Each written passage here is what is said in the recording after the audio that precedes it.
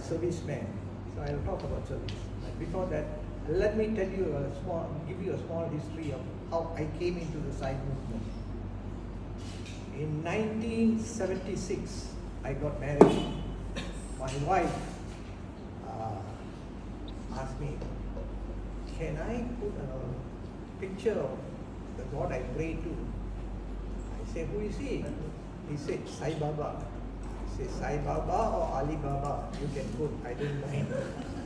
So that is how Sai came into my altar.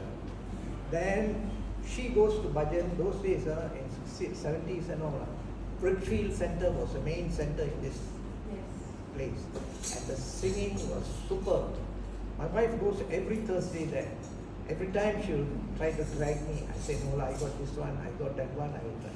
Then one day, I gave it to her and I went. They were singing and all these things, but I was not impressed. Then during Arati, when they were doing Arati, they started the Arati only. My hair here started standing up. You won't believe it, it was standing up, I could feel it.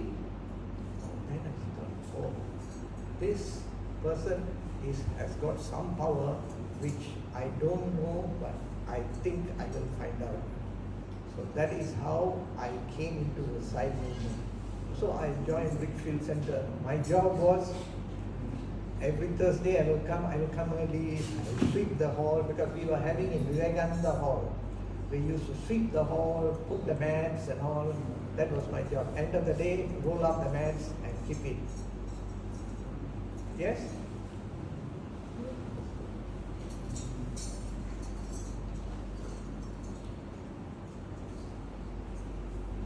Okay, end of the day, roll up. Then after a while, Swami, Jaga went to see Swami. Swami told him to start a voluntary workers, youth workers group. So he came back, he started the youth movement, service oriented. Then I was very inclined in service. Earlier days also, during Thaipusam, every year I will go to Thaipusam. A few of us will go up and stand there. When somebody collapses, we carry down. That was our job.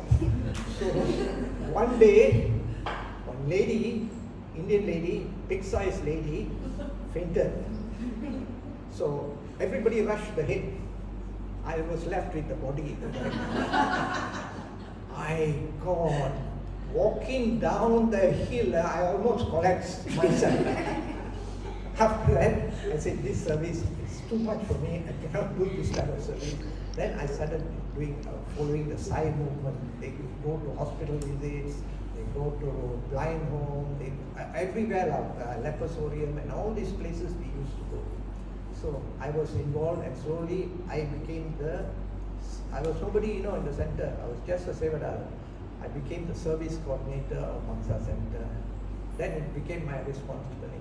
Then we had this Kalakubu Baru. Have you heard of Kalakubu Baru? Anybody has been here at Kalakubu Baru? You have been. Kiri, you have been to KB, isn't it? Yes.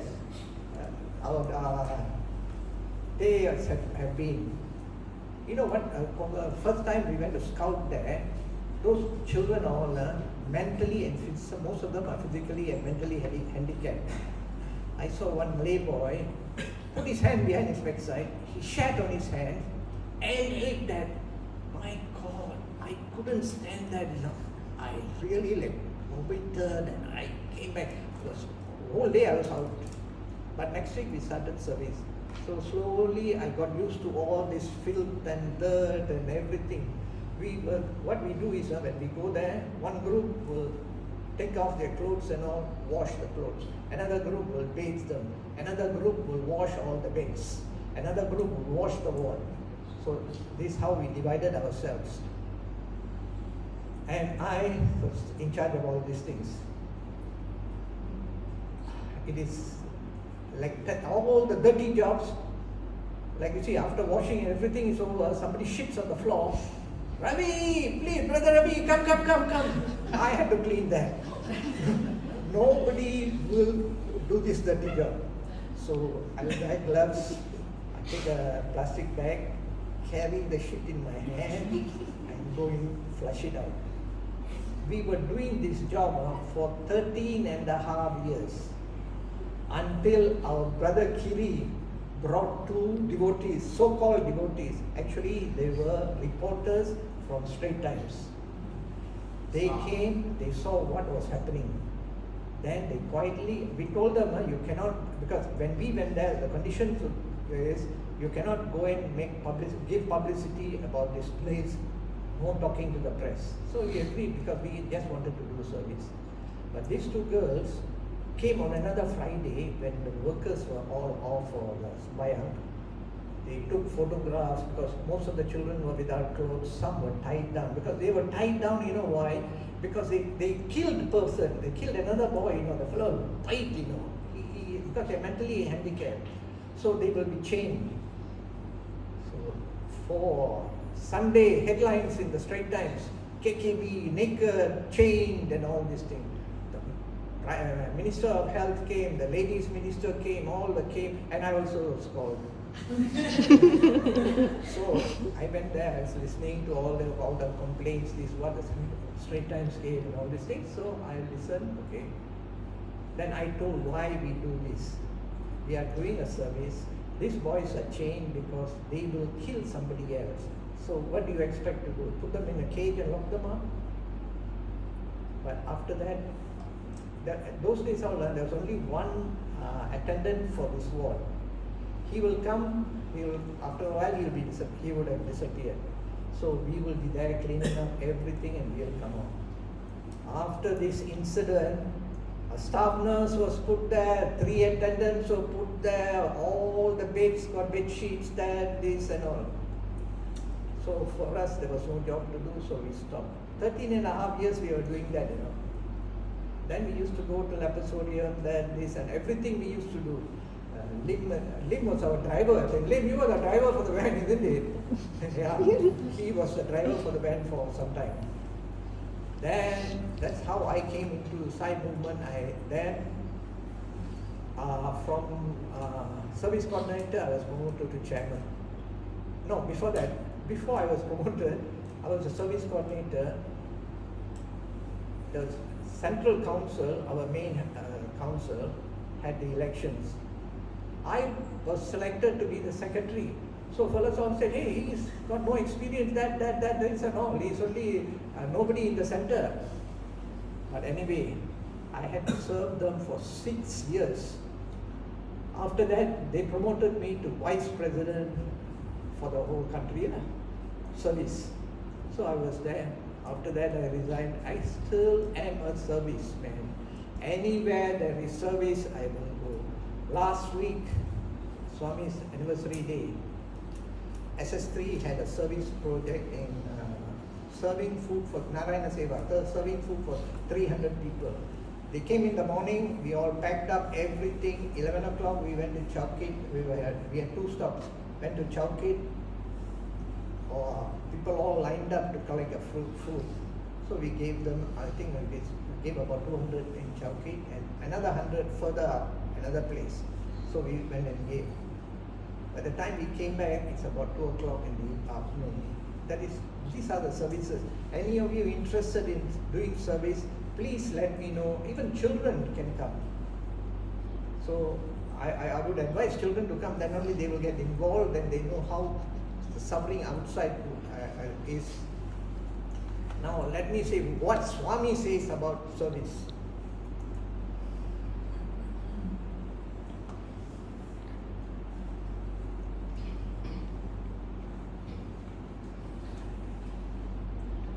What does Sai Baba say about service? Service is love in action. He says the best way to love God is to love all and serve all. The main purpose of the Satya Sai organization is to help one realize one's innate divinity by practice of divine love through selfless service. Do you understand anything what I read? What is selfless service? Anybody? You don't have to do without them. Huh? You don't have to anything with them. I can't hear you. Once you do something, you don't ask for anything in Yes, that's right. You don't expect, you do and forget about it. Don't think, oh, and don't go and brag outside, hey, we did this, we did that, we did that. And don't ever say, I did that. It's okay because everybody did that. You want people to know so that next time they will join. What is the meaning of love all, serve all? Satya Sai Baba says, the best way to love God is to love all and serve all. The main purpose of this organization is to realize the innate divinity and practice divine love through selfless service.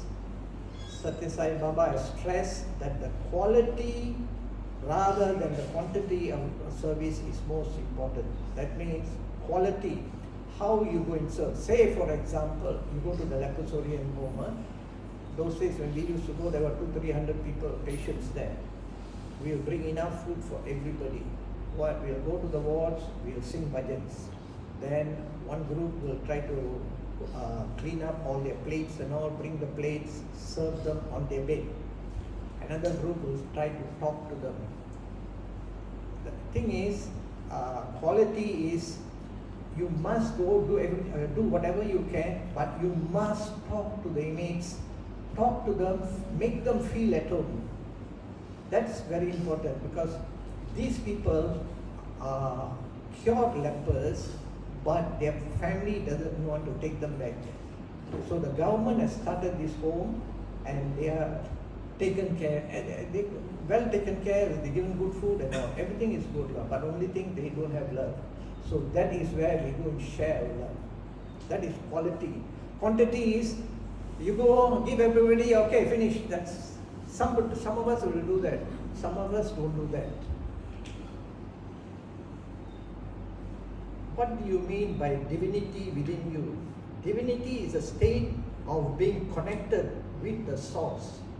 Divinity is a state being connected with the source. What is the source?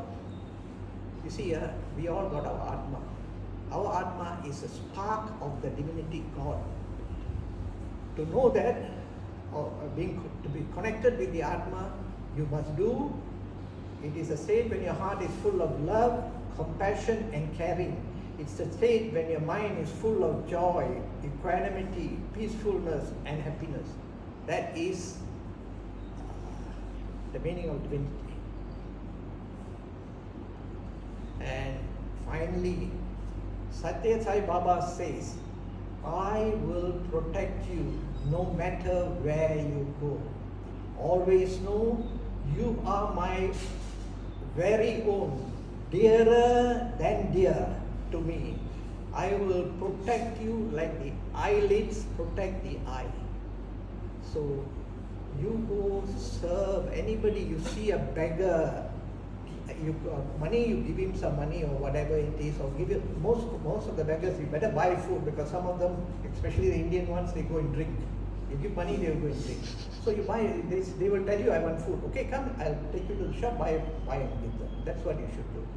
So you know, if once you're in the Sai fold, he will look after you. You don't have to worry. When you are in trouble, call him. Definitely you will be saved. I give you an example, my personal example. I had prostate cancer.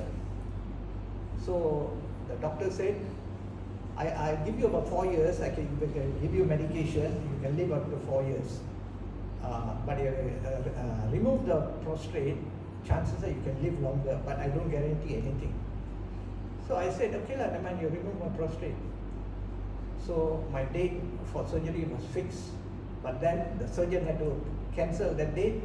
He said, I am going for a conference, so I can't do the surgery on that day, I'll put another day. Put on another day, that surgeon brought his lecturer who was in America for a holiday with him. And surgery was performed on me by 2 surgeons. And not only that, when the morning of surgery, they gave me the jab, I was like going to go out. They were pushing me, I know. Then I saw Baba holding my trolley on the right side and pulling me inside. So he really looks after you if you do his work. Sai Ram, thank you.